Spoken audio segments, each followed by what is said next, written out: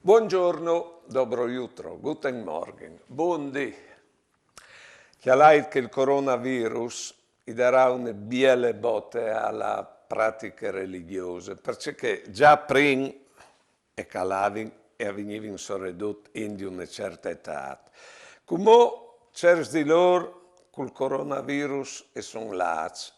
Altri di loro hanno imparato a chiappare la messa e a chiesa per televisione e chissà se tornano in inglese.